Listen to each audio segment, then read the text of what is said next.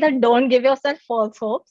That is just setting yourself up for disappointment. And second would be that okay, the ranking matters, but you also need to see if you fit into that case. And the third and the most important would be that have a structure in place, because without the structure, it does not make sense. If you have a structured approach to everything, you will get where you want to be. But having that structure and committing to that, it was actually the most difficult part throughout the application process.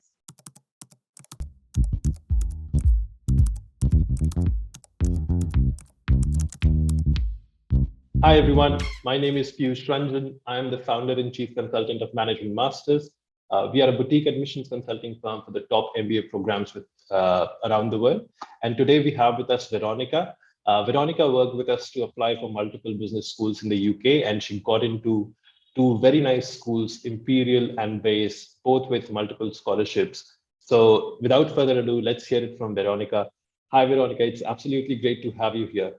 Before we begin with the interview, could you just give us a brief background of where you're coming from, what you have been doing? Hi, I'm great, and I hope you're doing great as well. So initially, when I joined, like when I started thinking of MBA, it actually came from a perspective that I had been working with EY as a strategy consultant, and I had been working with the global strategy team in optimizing their solutions, pricing models, and also designing new solutions. And I worked across various sectors and various industries, so be it supply chain, cybersecurity. So I got a gist of all the uh, functions that were there. And in the past 1 year, I started focusing mostly on product and service innovation. And that's when I realized that I want to make a career in a consumer goods company and see how they progress, what are the thought processes that go behind it. However, I realized also that I actually lack the expertise in this field. So that's when I also decided to go for an MBA. And during my work at EY, I've been here for 3.5 years. I've been working with global leaders. So I got their perspective also on how to progress further in my career. Oh, that sounds pretty Right. good. Could you tell us a bit about, because you've had a very varied career where you worked across different things, right? So could you tell us a bit about your background in terms of your academic credentials or the kind of work that you've done prior to EY? So before joining EY, I did a master's fellowship called the Vedika Scholars Program for Women. It is a fellowship program in management, leadership, and personal growth. And they focus a lot on personal growth, and they believe that bringing in different perspectives from various fields and liberal arts as well shapes you holistically as a person. Before that, I went to Symbiosis, where I did my BBA in marketing and HR. Um, and after my BBA, I briefly worked with a firm called Garment Technology Expo, which is one of the largest technology companies in India for garments. And there, I worked as an assistant Marcom manager for about 1 year. And there, I got not only did I get to learn marketing skills, but I also got an opportunity to explore the event management side of things. And since my father belongs to an event management background, so that perspective of it, uh, I really got to learn a lot through that experience. Right. All right.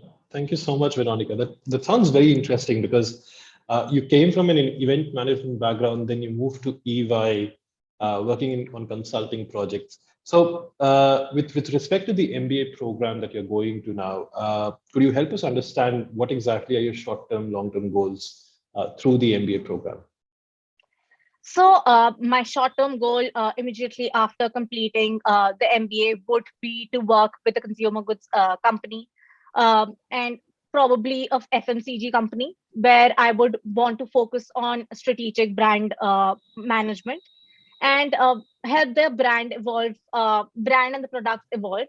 I want to be working with the product development and research teams to get in new products that could benefit the consumers, considering that we have so much innovation happening with the metaverse and everything. I think there is a lot of scope in that industry as well. So that's what my short-term goal is. And in the long term, obviously, I would want to become like a chief marketing officer for one of these leading companies. Where obviously, apart from focusing just on product, I would have to focus holistically on the firm's growth, the values that they provide, in order to build like a firm which people, not only the consumers like, but the people working there also enjoy working there. Mhm. Right. Sounds pretty interesting. Uh, Now, when you started thinking about an MBA, right, there are multiple different perspectives that come into play, right? And Right. one of the first things that you have to take care of is the GMAT or the GRE score. So, could you tell us about your GMAT journey and how did you prepare for that? And did you face any issues? And what worked out well for you while preparing for the GMAT?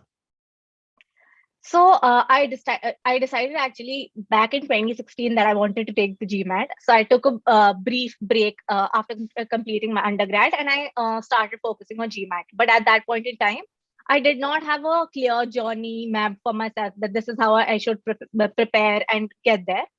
So the first attempt was actually a shot in the dark for me, I would say.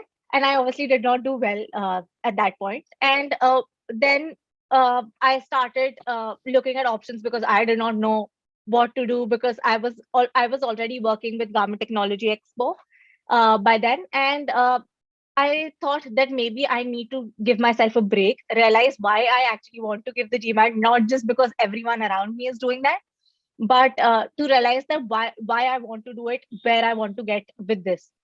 So then during COVID, I there was a period that I thought, okay, now I have time. I know what I want to do, and I know what timelines I have, and considering that I had given it in the past, I knew what is the kind of atmosphere during the exam, what is the journey that you need to go through.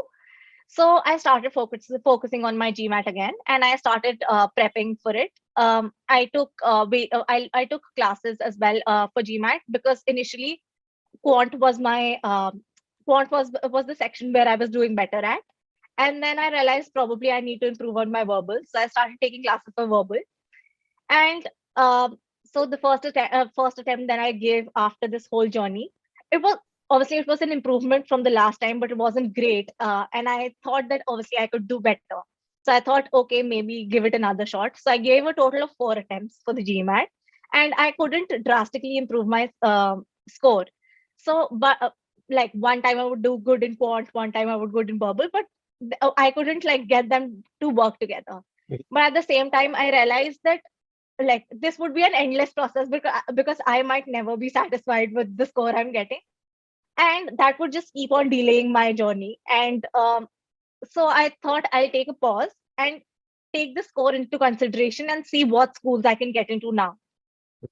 Because initially my focus was only to get into a Cambridge or into LBS or one of the big schools in UK. But I thought that it's time that I take a step back and realize that okay, if it's not working out for me, I've put in all the effort that I had in me, and if I can't do it, it's okay, and I should progress further now. Mhm. So I think then I started contacting you. Then we went through this whole process, deciding these schools on based on my score. Yeah. Yes, yeah, All right. So that sounds again very pragmatic from the kind of approach that you took, right? Because if I remember very correctly, after you had taken your last attempt, you came back to me and you said, "Okay, ठीक we have this score. This is what I want to go ahead with, right? yeah, yes. Whatever are the best possible options." So that makes a lot of sense. In terms of the B school selection, right? Could you help us understand how did you sort of go about the process? How did you decide where did you want to go, and how did you decide which schools did you want to target? Right. So I mostly want, like I told you initially, that I only wanted to go to the UK. And if something there doesn't work out, then I might look at other European schools. So based on my GMAT score, I sat down with you, and we shortlisted all the schools according to the rankings in UK. And based on my score, where I can apply. Obviously, I wanted to apply to one of my dream schools, and I did, and I'm glad I did.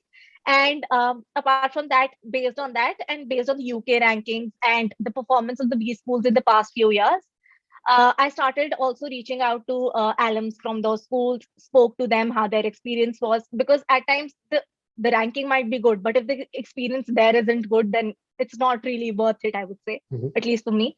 So then I sat down with people. I had multiple calls. I reached out to their teams, admissions teams, and I think that really helped me out on deciding my business schools. And I could see if I would fit into that place or not. Mhm. So my main purpose, apart from the score and my GMAT score, was that will I fit into a place like this? And once I got that satisfaction, I went ahead with deciding the schools. So could you give us an understanding of which schools did you end up applying to finally? So I applied to Cambridge, Imperial, Bayes, Warwick, and apart from that, I applied to two schools in Ireland as well. Mhm. Um, yes. And, So and and what kind of results did you get from that? I think apart from Warwick and Cambridge, I got into all the schools I'd applied to. So I Ah, was that's quite amazing. satisfied with that. Yes. Nice. And why did you apply to Cambridge at the end of the day? Because you knew that, you're from a score perspective, you're quite far away from the Cambridge average class profile, right? But Right. why did you sort of decide to apply to Cambridge anyway? So this had been one of my dream schools since I don't know, like for ages. So I thought if I don't apply for the school at all, I might regret it all my life.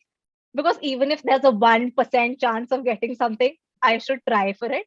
And that's why I wanted to apply. Absolutely. That makes so much sense. That absolutely makes sense, right? Because if at the end of the day it would have worked out, right? That Right. could have been absolutely life changing as well. Now, apart from once you're done with your GMAT score, once you're done with selecting which schools did you want to apply, talking to people and everything, the final hurdle remains that the applications, they're so extensive and so Right. detailed in nature. So how did you work on the essays? What were you trying to bring out and show to the admissions team through the essays that you worked on? So considering that I was applying for various schools, except one question, I think all of the questions were different for each of the schools. And so I think the process that we went through was actually very helpful. That we decided that first we'll go focus on one school, and then based on the deadlines, we can decide which schools we can work on simultaneously with. So I started with the Cambridge application, which I thought was very extensive, but I realized, okay, this was one of the least extensive ones because they only had 8 questions. All my other applications had around 10, 12 questions. Um, so I think, and what really helped during this whole process was the initial workshops that we had, considering that we'd already mapped out the strengths, the weaknesses, and we had those questions listed down on what story could fit in where. I think that really helped me. At least I had a story in mind that I wanted to put in, and the process of like putting it into a good format that the admissions team would like was something that was secondary, because coming up with like thinking of that story and going through that process of introspection was the most difficult part, I would say, because initially you don't realize that you have done so much, but once you start thinking, you really get into it. Okay, I haven't done bad in life. I've come this far. So I think that really helped me. And I think the process that we had set deadlines for everything was very helpful, because apart, if we did not have a deadline in mind, we wouldn't have completed the applications on time. Even though in between I fell ill and then everything got delayed by a week. Yeah. But yes, I think that really helped me. And the thing I wanted to bring out most in my application was that uh, what values that I have, which are close to me, and that the values that I stand by, and what are the values that what are my values, and how the business school's values match those, and how I will Mhm. be a good fit. And I think we did a good job, like portraying that to the admissions committee, I would say. Mhm. If let's say, what would you say in terms of working with us? What did you learn about the process after having worked with us? Now that you are through with the process and you've done everything with respect to the applications, what would you say have you learned about the process itself? One would be that don't give yourself false hopes, because yeah, that would just that is just setting yourself up for disappointment. And second would be that okay, the ranking matters, but you also need to see if you fit into that case. And the third and the most important would be that have a structure in place, because without the structure, it does not make sense. If you have a structured approach to everything, you will get where you want to be. But having that structure and committing to that, it was actually the most difficult part throughout the application process. All right. What would you say was the most interesting part of the process for you? Was it preparing for the GMAT? I really doubt that. I But wanted to was it answer the that. GMAT? Was it the GMAT prep? Working on the essays, researching about your schools, or the interview process that you had with the schools. What would you say was the most interesting thing for you throughout the process? So I think throughout the process, the essays were the most interesting part, because though we'd initially already gone through that phase of introspection, and I knew everything that I wanted to write, but putting it down into words and adhering to that word limit 150 and those, words, 200 yeah, 100 words. exactly. Yeah, And I think that was interesting that you can put yourself out there even when you're limited by words. But what matters is that you're bringing yourself out there. And I think through that process, I learned that okay, that it is possible. It's not impossible to get there. absolutely. Let's move on to the last section of the interview where we just go into a rapid fire questioning, and we have a few questions, 4 to 5 questions that we would like to ask, and we expect short answers, like one word, one sentence. If you want to elaborate on something, absolutely feel free to. Perfect. But let's start with the rapid fire. This is going to be fun. So the first question that I have for you is, what is the biggest myth about MBA applications that you have realized through your own journey? That WorkX is the only thing that matters and GMAT is the only thing that matters. Okay, we get this answer a lot, right? You're right. That GMAT is the only thing that matters, WorkX is the only thing that matters. So what would you say that matters in general about MBA applications or I in the think process itself? holistically, how you portray yourself and how you bring out your story matters the most. In addition to obviously WorkX and GMAT score would matter, but I think if holistically your application is great, they won't focus on a bad GMAT score, or if you have a lesser number of work experience than the other people applying. That Mhm. wouldn't be the main focus for the schools. All right. What was the biggest challenge that you faced during your process, your application process? Let's remove the GMAT part of this. So apart Yeah, from the GMAT, what was the biggest challenge that you faced in the process? I think the interviews, because I think they just give me a lot of anxiety, which is why I was scared for the interviews. Though none of them were actually scary.